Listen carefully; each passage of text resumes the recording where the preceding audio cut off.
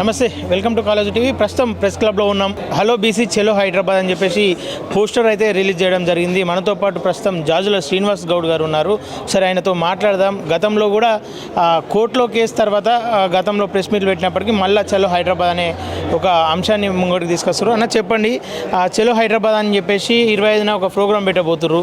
ఈ ప్రోగ్రాం ముఖ్య ఉద్దేశం ఏంది? ఆల్రెడీ కోర్టు తీర్పు ఇచ్చాక కూడా ప్రోగ్రాంలో అవసరమా?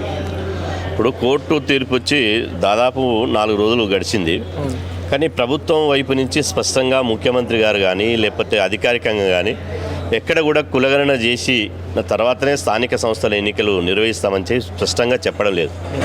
నిన్న పిసిసి అధ్యక్షుడు మహేష్ కుమార్ గౌడ్ గారి ప్రమాణ స్వీకారంలో మాట్లాడిన సందర్భం లోపల, ఆ స్పీచ్ లోపల ముఖ్యమంత్రి రేవంత్ రెడ్డి గారు కార్యకర్తలారా సిద్ధంగా ఉండండి, మీ పదవులకు మాది భరోసా, కాబట్టి ఇంకా 2-3 కులగన్న తర్వాత 2-3 నెలల తర్వాత స్థానిక ఎన్నికలు జరిగే అవకాశం ఉంది, కాబట్టి ఆ ఎన్నికలకు సిద్ధంగా ఉండని ఒక ఇండైరెక్ట్గా ఇండికేషన్ ఇచ్చాడు. కాకపోతే కోర్టుకు అధికారికంగానే స్థానిక సంస్థల ఎన్నికలకు కులగణన కోసం 3 నెలల సమయం తీసుకున్నాడు. కానీ మా డిమాండ్ ఏంటంటే, మేము మొదటి నుంచి కులగణన కావాలి తెలంగాణ రాష్ట్రంలో అని చెప్పి కామారెడ్డి నుంచి కరీంనగర్ వరకు సమగ్ర కులగణన సాధన యాత్ర చేసినాం, అఖిలపక్ష సమావేశాలు పెట్టినాం, మేధావుల సమావేశాలు పెట్టినాం, అదేవిధంగా కలెక్టరేట్లను ముట్టడించడం, చివరికి ఢిల్లీలో ఏఐసిసి ఆఫీస్ కూడా ముట్టడించినాం. దీని కంటిన్యూషన్గా ఈ నెల 25న చెలో హైదరాబాద్కు పిలిపించినాం. అదేవిధంగా ఈ హైదరాబాదు ద్వారా కులగణన మార్చ్ పేరుతోటి సుందరయ్య పార్క్ నుంచి ఇందిరా పార్క్ వద్దకు వేలాది మందితోటి మహా ర్యాలీ ఇలా ఇప్పటికే పిలిపి ఇవ్వడం జరిగింది. అందులో భాగంగానే ఈరోజు దాన్ని విజయవంతం చేయాలని చెప్పి పోస్టర్ ఆవిష్కరణ చేసినాం. మాకు కొన్ని అనుమానాలు ఉన్నాయి. ఎందుకంటే కోర్టుకు చెప్పారు, కానీ కొంతమంది రిజర్వేషన్ వ్యతిరేకులను ప్రభుత్వమే ఇండైరెక్ట్గా ప్రోత్సహించి మళ్ళీ కోర్టుకు పోయి ఈ కులగణన మీద స్టేలు తీసుకొచ్చి దీని మీద రకరకాలు చేసి ఎన్నికలు పోయేటువంటి అవకాశం ఉంది. కాబట్టి ప్రభుత్వము స్పష్టంగా 1-2 నిమిషాల్లో ముఖ్యమంత్రి గారు స్పష్టంగా మేము కామారెడ్డి డిక్లరేషన్ ప్రకారం ఇప్పటికే జీవో ఇచ్చినాం, ఆ జీవో ప్రకారం పోతాం, తెలంగాణ రాష్ట్ర ప్రభుత్వం తరఫున సమగ్ర కులగణన చేస్తాం, ఆ కులగణన తర్వాతనే ఎన్నికలు చేస్తామని చెప్పి ముఖ్యమంత్రి గారు అధికారికంగా వెల్లడించాలి. అధికారికంగా వెల్లడించే వరకు ఖచ్చితంగా మా పోరాటం ఉంటుంది. ఎందుకంటే ప్రభుత్వం మీద నిరంతరం ఒత్తిడి ఉంటేనే, ప్రభుత్వం మీద నిరంతరం మా పోరాటం ఉంటేనే ప్రభుత్వం దిగొస్తుంది. లేకపోతే రిజర్వేషన్ వ్యతిరేకుల మాటలైనటువంటి అవసరం ప్రభుత్వానికి వస్తుంది. దీని మీద మాకు కొన్ని అనుమానాలు ఏమున్నాయంటే, బీసీ కమిషన్ ఏమో నిన్నమన్నా తీసుకున్నటువంటి బీసీ కమిషన్ ఏమో బీసీ గణన చేస్తామంటుంది, కానీ రాష్ట్ర ప్రభుత్వం ఇచ్చిన జీవో 26 ఏమో కులగణన చేస్తామని ఉన్నది. మీరు మాకు బీసీలు అడిగేది ఏంటంటే, మేము బీసీ గణన అడగడం లేదు, మేము సమగ్ర కులగణన అడుగుతున్నాం. సమగ్ర కులగణన చేసి బీసీల జనాభా ఎంత వస్తే ఆ జనాభా దామాష ప్రకారం రిజర్వేషన్లు పెంచాలని మేము డిమాండ్ చేస్తున్నాం.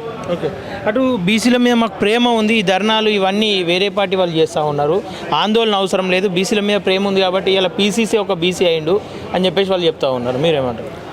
బీసీని పీసీసీ అధ్యక్షుడిగా రాహుల్ గాంధీ గారు కాంగ్రెస్ పార్టీ అధిష్టానం నియమించడాన్ని మేము స్వాగతించినాం. ఇది బీసీలకు ఇచ్చిన గౌరవంగా, బీసీలకు ఇచ్చినటువంటి పోస్టుని బీసీలకు ఒక పీసీసీ పీఠం కట్టబెట్టడాన్ని మేము స్వాగతించినాం. కానీ ఇలా వేరే పార్టీలు ఉన్నదాని కంటే ప్రభుత్వం పిలిచి చర్చించవచ్చు కదా. ఎవరైతే ఉద్యమం చేస్తారో ఆ ఉద్యమకాలను పిలిచి చర్చించే అవకాశం ఉంది కదా. ఇందిరమ్మ రాజ్యం, ప్రజాపాలన, కాంగ్రెస్ వస్తే మార్పు వస్తుందన్నారు కదా. మార్పు వచ్చినప్పుడు, ప్రజాపాలన అన్నప్పుడు ఉద్యమం చేసే వాళ్ళ యొక్క డిమాండ్లు ఏంది, వాళ్ళు ఏం కోరుతున్నారు అని చెప్పి ఇవాళ అడగాల్సినటువంటి బాధ్యత ప్రభుత్వం మీద ఉంది కదా. కాబట్టి ఖచ్చితంగా ఇవాళ ప్రభుత్వం మా వెనుక ఏ పార్టీలు లేవు, మా వెనుక ఉన్నది కేవలం బీసీ ప్రజలే ఉంది, బీసీ సమాజమే ఉంది. కాబట్టి ప్రభుత్వం పట్టింపులకు పోకుండా ఖచ్చితంగా సమగ్ర కులగణన మీద, ఇది కులగణన అనేది ఒక హిస్టారికల్ అంశం. రాహుల్ గాంధీ గారి కంటే పెద్దనా మీరు? రాహుల్ గాంధీ గారే కాలుకు గజ్జగట్టుకొని సమగ్ర కులగణన కావాలి, ఈ దేశంలో ఏ సామాజిక వర్గం అయితే అన్ని హక్కులు కోల్పోయారో ఆ కులగణన ద్వారా ఆ హక్కులను పొందగలగడానికి ఈ కులగణన కావాలని చెప్పి దేశవ్యాప్తంగా డిమాండ్ చేస్తూ అన్ని రాష్ట్రాలు తిరుగుతుంటే, ఈ రాహుల్ గాంధీ గారి బొమ్మ పెట్టుకుని గెలిచినటువంటి మీరు రాహుల్ గాంధీ గారు చెప్పినట్టు మీరు రాష్ట్రంలో చేయలేరా? కాబట్టి మేము ఖచ్చితంగా మా అనుమానాలను తీర్చాలి, నివృత్తి చేయవలసిన అవసరం ప్రభుత్వం మీద ఉంది. కులగణన మీద స్పష్టమైన ఒక విధాన ప్రకటన ప్రకటించాలి. అంతవరకు మా ఉద్యమాన్ని ముందుకు తీసుకొని పోతాం. ఓకేనా, ఒకవేళ ఉద్యమకారులను బీసీ ఉద్యమకారులందరినీ పిలిచి చర్చించి ఎన్నికల తర్వాత ఖచ్చితంగా బీసీలకు న్యాయం చేస్తా అని చెప్పేసి అంటే వచ్చే ఎన్నికల్లో చూసుకుందామని చెప్పేసి అంటే ఒప్పుకుంటారా మరి? అట్లా ఉండదు. వచ్చే ఎన్నికలలో చూసుకుంటాం. ఇప్పుడు పరీక్ష రాసేది ఇప్పుడైతే నెక్స్ట్ ఎగ్జామ్లో చూసుకుందాం అనేది. ఇప్పుడు పరీక్ష రాయాలి, ఇప్పుడు పాస్ కావాలి. ఇప్పుడు మీరు డిక్లరేషన్, కామారెడ్డి డిక్లరేషన్ ఏం ఇచ్చారు? కాంగ్రెస్ పార్టీ మేనిఫెస్టోలో పెట్టారు. సమగ్ర కులగణన చేసి మేము వచ్చిన 6 నెలల్లోనే కులగణన చేసి ఆ తర్వాత మేము బీసీ రిజర్వేషన్ 42% పెంచుతాం. దాని ద్వారా 24,000 మంది స్థానిక ప్రజాప్రతినిధులు బీసీలను చేస్తామన్నారు. మీరే చెప్పారు కదా, మరి మీ మాటకు మీరు ఇచ్చిన మాటకు మీరు మీ హామీకి మీకు విలువ ఉండదా? కాబట్టి మీరు స్పష్టమైనగా దాటవేసే వైఖరి కాకుండా, నాన్సివేత్త ధోరణి కాకుండా, గోప్యంగా ఉంచకుండా, ఇదేమన్నా సీక్రెట్ విషయం కాదు కదా గోప్యంగా ఉంచడానికి, గోప్యంగా ఉంచకుండా బహిరంగంగా బీసీ సమాజానికి మీరు ఆన్సర్ ఇవ్వాలి. మీరు ఏం చేస్తారు, మీ షెడ్యూల్ ఇవ్వాలి, మీరు రోడ్ మ్యాప్ ప్రకటించాలి. ఎప్పటికీ కులగణన చేస్తారు, ఎప్పటికి డోర్ టు డోర్ తిరుగుతారు, దాన్ని సాఫ్ట్వేర్ ఎప్పుడు డెవలప్ చేస్తారు, ఉద్యోగులకు శిక్షణ ఎప్పుడు ఇస్తారు, ఎన్ని నెలల్లో కులగణన చేసి ముగిస్తారు అనే దాని మీద కసరత్తు చేసి మీరు ప్రభుత్వం దీని మీద ఉన్నత స్థాయి సమావేశం ఏర్పాటు చేసి దాని మీద అధికారికంగా స్పష్టంగా ప్రకటించాలి. ప్రకటించినంత వరకు మా ఉద్యమం అవ్వదు. ఓకేనా, ఫైనల్గా 25 నాడు జరిగే మార్చ్ ఓన్లీ బీసీ సంక్షేమ సంఘం ఆధ్వర్యంలోనా, లేదంటే అన్ని ఉమ్మడి బీసీ సంఘాల? అన్ని బీసీ సమాజం కలిసి వచ్చే బీసీ సమాజంతో అందరితో కలుపుకొని ఉద్యమం చేస్తాం. ఎందుకంటే మాకు ఏ పార్టీ లేదు, మాకు ఏ జెండా లేదు. వివిధ పార్టీలు ఉన్నటువంటి బీసీ నాయకులు ఉన్నారు. కాంగ్రెస్లో ఉన్న బీసీ నాయకులు ఉన్నారు, టీఆర్ఎస్లు ఉన్నారు, బీజేపీలు ఉన్నారు, CPI, CPM, BSP, DSP, MRPS, ఈ రకరకాలుగా అన్ని సామాజిక శక్తులు ఉన్నారు, ఉద్యమ శక్తులు ఉన్నారు, అందరు ఉన్నారు. అందరిని ఆహ్వానిస్తాం.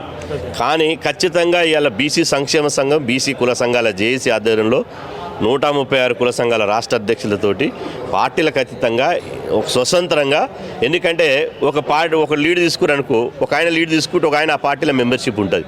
ఆ పార్టీలు ఉంటాడు కాబట్టి అధికారం ఉన్నటువంటి పార్టీ చూసారుగా ఇది ప్రతిపక్ష పార్టీలకు కుట్టు అంటారు. ఇప్పుడు మేము ఉద్యమం చేస్తే మమ్మల్ని అనడానికి ఎవరికి నోరు లేదు, అనడానికి వీలే లేదు. ఎందుకంటే మేము విద్యార్థి దశ నుంచి గత 26 ఏళ్ళుగా ఉద్యమంలో ఉన్నోళ్ళం, బీసీ ఉద్యమంలో ఉన్నోళ్ళం.